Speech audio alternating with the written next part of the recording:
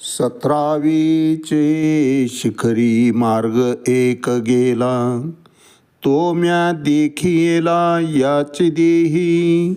महालिंगी मार्ग अंत नाही ज्याचा, शोध करिता वाचा कुंठितची. ज्ञानदेव म्हणे हा विचार पहा, जाणता दाविता विरळा एक. माऊली ज्ञानेश्वर महाराज की जय. एक तरी ओवी अनुभवावी या ज्ञानयज्ञात आपण श्रीमद भगवद्गीता ज्ञानविज्ञान योग अध्याय 7वा, त्याचा अंतिम श्लोक क्रमांक 30 आणि माऊलींनी ज्ञानेश्वरी अध्याय 7व्यामध्ये या श्लोकावर केलेलं 186 क्रमांकाचं ओवीचं भाष्य, याचं आज आपण चिंतन करणार आहोत. साधिभूतादि दैवं मां साधि यज्ञं चये विदु, प्रयाणकालेपि च मां ते विदुर्युक्त अचेतसः. अर्थात मनुष्य जीवनाचं अंतिम साध्य काय, तर मोक्षाची प्राप्ती करून घेणं. एकदा ती स्थिती प्राप्त झाली, मोक्षापर्यंत मनुष्य गेला, जीव गेला, ब्रह्म तत्वाशी एकरूप झाला की त्याची जीवदशा त्याच ठिकाणी त्याच क्षणी संपते. तो दिसायला जीव दिसतो, परंतु तो ब्रह्मस्वरूपच होऊन गेलेला असतो, कारण द्वैत संपलेलं असतं. ब्रह्म जे देखणे द्वैत जेव्हा गेले, शरीर ते झाले ब्रह्मरूप. किंवा माऊलीच 4थ्या अध्यायामध्ये 19व्या श्लोकात म्हणतात की यस्य सर्वे समारंभा काम संकल्प वर्जिता, ज्ञानाग्नी दग्ध कर्मानंद तमाहु पंडितम बुधा. यावर माऊली भाष्य करताना या श्लोकावर, श्रीमद भगवद्गीतेच्या 19व्या श्लोक 4था अध्याय, त्यावर भाष्य करताना ज्ञानाग्नीचेने मुखे तेने जाडिली कर्म असे की तो परब्रह्मची मनुष्य वेखे ओळख तू. अर्जुनाला भगवंत सांगतात की तो जीव राहिलेलाच नसतो, शिवदशेला अर्थात ब्रह्मतत्वाशी तो एकरूप झालेला असतो. अहम ब्रह्मास्मी या स्तरापर्यंत तो पोचलेला असतो. याआधी आपण चिंतन केलं की मनुष्य देहाला जोपर्यंत मी समजतो, देहच हा मी आहे असं समजतो, तोपर्यंत त्याची अवस्था ही पामराची अवस्था असते. पुढे चालून ज्ञानात प्रगत झाल्यानंतर जीव जेव्हा जीवाला मी म्हणतो, त्यावेळेस तो साधक अवस्थेत आलेला असतो, साधक दशा त्याला प्राप्त झालेली असते. आणि ज्यावेळेस अहम ब्रह्मास्मी, मीच ब्रह्म आहे या अवस्थेला पोहोचतो, त्यावेळेस तो ब्रह्मतत्वाशी एकरूप झालेला असतो. ही ब्रह्मावस्था, ब्रह्मतत्वाशी एकरूपता मनुष्याला साधता यावी, आणि ती एकरूपता साधली की त्या ठिकाणी खरं तर परमार्थही संपतो. नदी उगमस्थानातून वाहत जाते समुद्राला मिळण्यासाठी, तसा जीव प्रयत्नशील होत जातो, कारण मनुष्य जात सकळ हे स्वभावता भजनशील. त्याला ब्रह्मतत्वाशी ऐक्याची ओढ असतेच असते. नदीला जशी समुद्राला मिळण्याची ओढ असते, तसं जीवाला ब्रह्मतत्वाशी ऐक्य साधण्याची ओढ असतेच असते महाराज. आणि ज्या वेळेस नदी समुद्राला जाऊन मिळते, पुढे तिचा प्रवाह राहतच नाही, म्हणजेच तिचं अस्तित्व संपतं. तसं जीव जेव्हा ब्रह्मतत्वाशी एकरूप होतो, त्यावेळेस त्याचा परमार्थही संपतो. परमार्थ करण्याची आवश्यक नव्हे, तो जो करतो तोच परमार्थ होऊन बसतो महाराज. धर्माची तू मूर्ती, पाप पुण्य तुझे हाती. तू जे करशील तेच पाप, तू म्हणशील ते पाप आणि तू म्हणशील ते पुण्य. तसं तो मनुष्यासारिखा तरी आवडे, परी मनुष्यत्व तया न घडे. जैसे जळा माझी न बुडे भानुबिंब.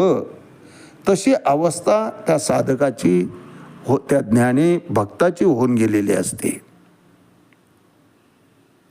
एकेची ठाई बैसला परी सर्वत्र तोची गेला.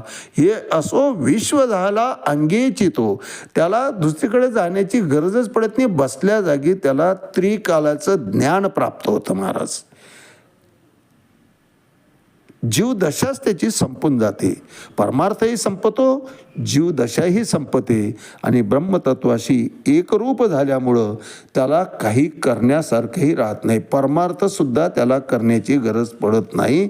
त्याचं प्रत्येक कृती, प्रत्येक कर्म हाच परमार्थ होऊन बसतो महाराज.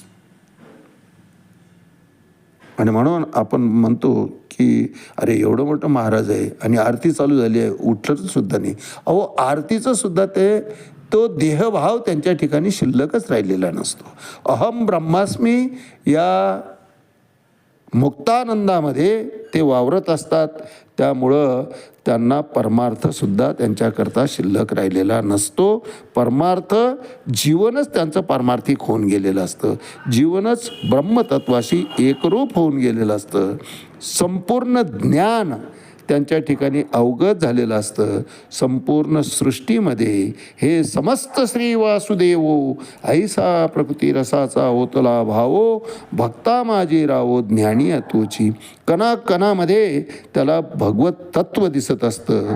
आपण स्वतःही त्याच तत्वामध्ये एकरूप, त्या तत्वाशी एकरूप होऊन गेलो. ही भावना एकरूप होताना त्याच्या ठिकाणी असते. एकरूप झाल्यानंतर तोही भाव त्याचा शिल्लक राहिलेला नसतो. त्याला आपल्या स्वस्वरूपाचं ज्ञान फक्त एकरूप होताना होतं. त्या ठिकाणी त्याच क्षणी स्वस्वरूपाचे ही त्याला विसर पडतो. ब्रह्मतत्वाशी तो इतका एकरूप होऊन जातो की माझ्यापेक्षा भगवंत वेगळा नाहीच. राम म्हणता रामची होईजे पदी बैसोनी पदवी घेईजे. ऐशे सुखवचने आहे विश्वासे अनुभवे पाये. ही अनुभूतीचा विषय आहे. अनुभव घेतला की ती अनुभूती येते आणि ती अनुभूती आली की त्यानंतर जीवाला काही करण्याचं राहत नाही. यावर भाष्य करताना माऊली ज्ञानेश्वरी अध्याय 7 ज्ञानविज्ञान योगमध्ये या श्लोकावर भाष्य करताना 186 क्रमांकाच्या वेळी म्हणतात की जेथ तद ब्रह्म वाक्य फळे जिये नानार्थ रसे रसाळे बहकता ती परिमळे भावाचेनी. या ठिकाणी भगवंत अर्जुनाला सांगतात की माऊली वर्णन करताय की भगवंत जे अर्जुनाला सांगतायत ते इतकं रसाळ शब्द आहेत आणि इतकी अमृताची चव त्यामध्ये आहे की आता ते काय वर्णन करावं. सगळीकडं त्याचा सुगंध, त्या शब्दरूपीचा सुगंध इतका दरवडला आहे आणि अर्जुन त्याचं रसपान करतोय. आपली ओंजळी घेऊन त्या ठिकाणी नतमस्तक झालेला आहे. ओंजळीमध्ये ते शब्द न शब्द तो आपल्या अंतःकरणामध्ये साचवतोय. जे तद ब्रह्म वाक्य फळे जिये नानार्थ रसे रसाळे बहकताती परिमळे भावाचे नि. अर्थात ज्या ठिकाणी ती ब्रह्म प्रतिपादक वाक्य हीच कोणी फळे अनेक प्रकारच्या अर्थरूपी रसानं भरलेली होती आणि तो रस भगवंत त्या अभिप्रायात्मक श्वास त्या वाक्यांचा चोहीकडे पसरला होता, दरवडला होता आणि अर्जुन मात्र एक एक शब्द आपल्या अंतःकरणामध्ये साठवत होता, ऐकत होता. माऊली वर्णन करतात की जेथ तदब्रह्म वाक्य फळे जी नाना रसे रसाळे बहकता ती परिमळे भावाचेनी. आज याच ठिकाणी थांबूया. रामकृष्ण हरी पुंडलिक वरदा हरी विठ्ठल. श्री ज्ञानदेव तुकाराम पंढरीनाथ भगवान की जय. माऊली ज्ञानेश्वर महाराज की जय. जगद्गुरु तुकाराम महाराज की जय. शांती ब्रह्म एकनाथ महाराज की जय. आदिशक्ती मुक्ताबाई की जय.